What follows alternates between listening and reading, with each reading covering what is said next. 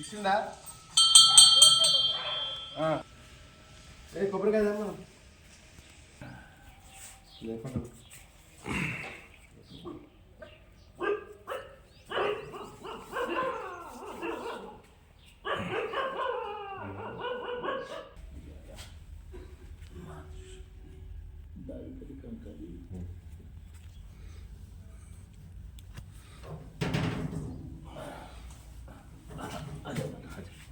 నువ్వు రా పక్కన నుండి పూలు నువ్వు ఎక్కడో పోతుంది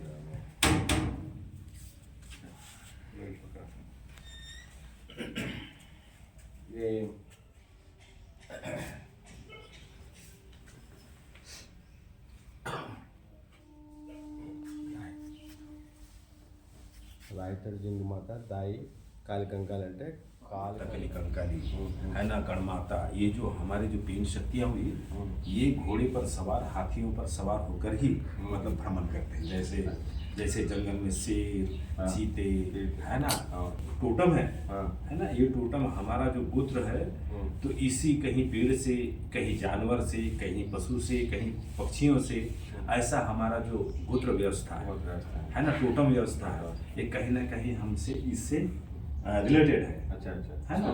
तो ये जो हमारे शक्तियों के यानी सवारी की प्रतीक है। और ये जो रहा त्रिशूल त्रिशूल का मतलब इसको बोलते हैं मूंद मुसल शरीर। मूंद मुसल शरीर मतलब त्रिमार्ग त्रिमार्ग माता पिता गुरु जिसको हम संवैधानिक हिसाब से देखें तो उसे आर्थिक बौद्धिक और शारीरिक विकास कहते हैं। आर्थिक भौतिक शारीरिक विकास के लिए तीन मार्ग है ना। मून मुसलसल यानी त्रिमार्ग है ना। इसीलिए हम इस त्रिशूल को हम त्रिमार्ग के मून मुसलसली के रूप में मानते हैं त्रिमार्ग। इसलिए पूजा करते हैं उसको। हाँ पूजा त्रिशूल है ना त्रिशूल यानी त्रिमार्ग त्रिमार्ग। जैसे जैसे इसमें एससी में जैसे पांच वाला रहता है उनका झंडा यानी उसको पंचशरण बोलते हैं। पंचशरण है ना। उसी प्रकार हमारा जो ये त्रिशरण है ना। त्रिमार्ग मूंद मुसल सर्दी। मूंद मुसल सर्दी का मतलब मूद वेरजी सत्य ज्ञान सत्य ज्ञान। अच्छा अच्छा हाँ ये मूल मार्ग गए तो हमारा सत्य मार्ग है। सत्य मार्ग है ना। तो हमारे बांधी बारी गुरु गोपाल लिंगों ने रायताल जंगों ने दाई कली कंकाल ने जो व्यवस्था बनाई हमारे लिए हमारे गोत्र व्यवस्था जो बनाई है ये सराहनीय है और वैज्ञानिकता से परिपूर्ण है। वैज्ञानिकता से अद्वितीय है सत्य पर आश्रित है आधारित है। और ये जो प्रकृति जो है इस प्रकृति से रिलेटेड है। इसमें बनावटी नहीं है नेचुरल है सर नेचुरल है ना। आप सब देख सकते हैं प्रत्यक्ष देख सकते हैं। यानी हमारा कहना ऐसा है कि हम उस भगवान को नहीं मानते जिसे हमने नहीं देखा। हम उस भगवान को मानते हैं जो प्रत्यक्ष है। धरती प्रत्यक्ष है आकाश जल वायु अग्नि पर्यावरण सब ये जो प्रत्यक्ष है और जिनके बगैर हम एक पल जीवित नहीं रह सकते।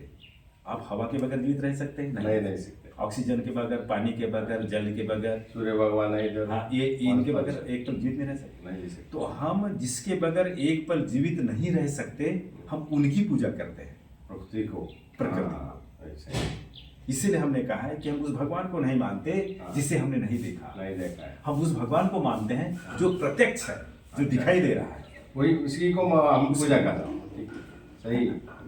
तो कई लोग प्रकृति यानी क्या प्रकृति यानी सृष्टि है ना। इस सृष्टि के नियमों के आधार पर आपको चलना है। तो हमारी जो गोंडियन व्यवस्था है इस प्रकृति के आधार पर संचालित होता है क्योंकि हमारी जो प्रकृति शक्ति है हमारी जो प्रकृति है दाएं से बाएं परिक्रमा करती है। और बाकी धर्मों की जो हमारी जो घड़ी है दाएं से बाएं परिक्रमा गोंडवाना की घड़ी और बाकी जो घड़ी है बाएं से दाएं यानी वो दिशा भूल है। तो हम दिशा भूल नहीं है। प्रकृति हाँ उसी भ्रमण में हम लोग हम अपने पूजा कर रहे हैं और संस्कार कर रहे हैं उसको बचाने का हम कोशिश कर रहे हैं। सब लोग गुरु जी जैसा सब लोग वही सब हर स्टेट के हर गांव के हर ग्रामीण में सबको मालूम होना चाहिए।